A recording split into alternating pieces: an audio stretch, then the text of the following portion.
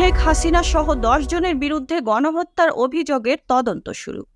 কোটা সংস্কার আন্দোলনের সময় সারা দেশে সংঘটিত হত্যা, গণহত্যা, নির্যাতন সহ মানবতা বিরোধী অপরাধের অভিযোগে সাবেক প্রধানমন্ত্রী শেখ হাসিনা সহ 10 জনের বিরুদ্ধে তদন্ত শুরু করেছে আন্তর্জাতিক অপরাধ ট্রাইব্যুনালের তদন্ত সংস্থা।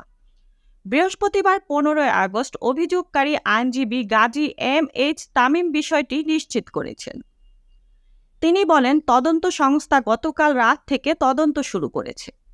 তদন্ত সংস্থার উপপরিচালক প্রশাসন ও তদন্ত কর্মকর্তা মোহাম্মদ আতাউর রহমান বলেন, বুধবার 14 আগস্ট দুপুর 1:30টায় আমরা অভিযোগটি গ্রহণ করেছি। অভিযোগটি নিবন্ধন বইয়ে নিবন্ধনভুক্ত করা হয়েছে। এই নিবন্ধনের মানে মামলা হয়েছে।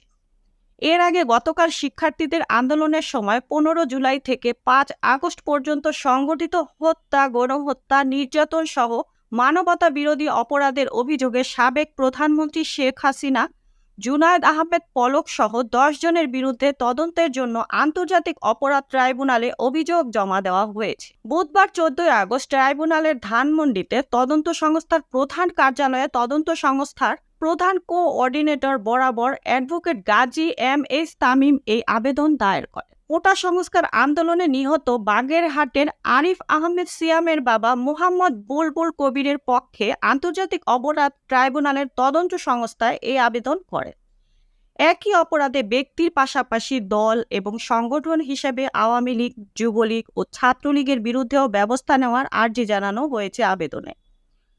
শেখ হাসিনার সঙ্গে অন্য যাদের বিরুদ্ধে অভিযোগ দেয়া হয়েছে তারা হলেন সাবেক সেতুমন্ত্রী ও আওয়ামী লীগের সাধারণ সম্পাদক ওবায়দুল কাদের, সাবেক স্বরাষ্ট্রমন্ত্রী আসাদুজ্জামান খান কামাল, সাবেক ডাক ও টেলিযোগাযোগ প্রতিমন্ত্রী জুনায়েদ আহমেদ পলক, সাবেক তথ্য প্রতিমন্ত্রী মোহাম্মদ আলী আরাফাত, পুলিশের সাবেক মহাপরিদর্শক চৌধুরী আব্দুল্লাহ আল মামুন, সাবেক অতিরিক্ত পুলিশ মহাপরিদর্শক ও ঢাকা মহানগর পুলিশের সাবেক গোয়েন্দা প্রধান হারুন আর রশিদ, ঢাকা মহানগর পুলিশের সাবেক কমিশনার হাবিবুর রহমান, র্যাবের সাবেক পরিচালক মোহাম্মদ হারুন আর রশিদ।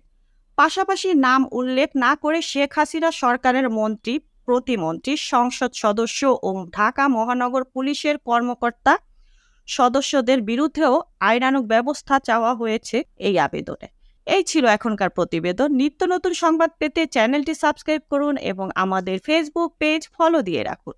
মুক্তা Parvez, desk report, BE news, Dhaka.